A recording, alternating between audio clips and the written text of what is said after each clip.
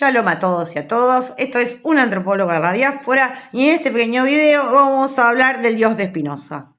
¿Es el Dios de Spinoza panteísta? Bueno, hoy vamos a demostrar que no. Pero para esto vamos a aclarar brevemente quién fue Spinoza. Spinoza fue un filósofo judío, sefardí, hijo de judíos sefardíes, nacido en Ámsterdam. Sus padres, españoles y portugueses, huidos a causa de la Inquisición española y portuguesa. Este filósofo es muy importante porque es una de las referencias obligadas del nacimiento de la modernidad o de la filosofía moderna occidental, ¿sí? Tenemos la tríada racionalista con Descartes, Spinoza y Leibniz, y una diferencia importante de Spinoza con respecto a Descartes, Descartes, que es el más conocido, es que Descartes habla de dos sustancias. En cambio, Spinoza va a hablar de una sola sustancia. No divide entre mente y cuerpo, no divide entre cosa extensa y cosa pensante, lo cual ya le suma un punto a favor, en mi perspectiva. Entonces, el objetivo de este video era demostrar por qué el Dios de Spinoza no es panteísta. Tenemos que empezar aclarando qué es panteísmo. La palabra viene del griego, pan, todo, theos, Dios. Todo es Dios. Pero en el razonamiento filosófico de Spinoza esto es exactamente al revés. Todo está en Dios. No es lo mismo que decir todo es Dios. Todo está en Dios. Y esto no agota la idea de Spinoza de Dios. Que todo esté en Dios no significa que ahí termina Dios. Pero ¿dónde aparece esta idea incluso famosa entre los intelectuales, por ahí no especialistas en el tema de Spinoza, de que el Dios de Spinoza es un Dios, que Spinoza era panteísta? En la famosa frase escrita por Spinoza, Dios o naturaleza. Y acá viene la clave. ¿Qué entiende primero Spinoza por naturaleza y por Dios? Porque por Dios se entiende una sustancia infinita y eterna, creadora de todas las cosas, algo similar al motor aristotélico, pero más sofisticado. Y por naturaleza, bueno, justamente en la ética, entre la primera parte, que es sobre Dios, que Spinoza habla sobre Dios, y la segunda, que habla sobre naturaleza, sobre el final de la primera parte, y luego la segunda, Spinoza enlaza estos conceptos. Y hay que entender que Spinoza de alguna manera habla de dos aspectos de la naturaleza, porque una cosa es la naturaleza divina, para Spinoza, la única sustancia infinita y eterna, y otra cosa es la naturaleza como nosotros la entendemos, a lo que nosotros podemos conocer y acceder. Y esa es una de las claves para entender, en este sentido, por qué la frase Dios o naturaleza, ese o naturaleza en términos lógicos, no implica una simetría en todos los aspectos.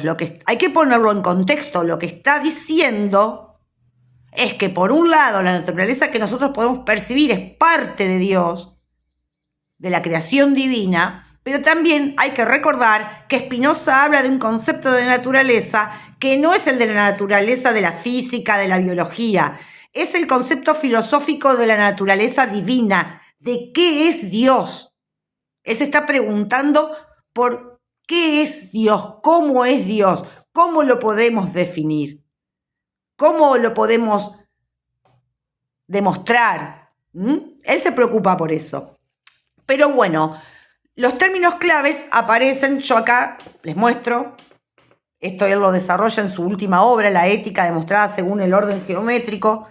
Yo tomo la traducción de Pedro Lomba y Taba por Trota porque me parece que es muy importante que respete este traductor el concepto de mente en Spinoza. Hay muy buenas traducciones también al castellano de Spinoza, pero muchas veces reemplazan el concepto de mente por alma. Si ustedes tienen una ética y en algún momento leen espíritu y alma, bueno, espíritu es correcto, pero en donde dice alma deben poner mente, porque Spinoza dice claramente en latín, mente. Vamos entonces al tema que nos ocupa. en el libro citado en el escolio a la proposición número 29, a finales de la página 80, Spinoza se refiere a dos conceptos fundamentales, que son los siguientes. Paso a leerlo a él directamente. Antes de seguir adelante, quiero explicar aquí, o mejor advertir, que hemos de entender por naturaleza naturante y qué por naturaleza naturada. Pues considero que por lo anterior ya consta que por naturaleza naturante hemos de entender aquello que es en sí y se concibe por sí, o sea, Dios.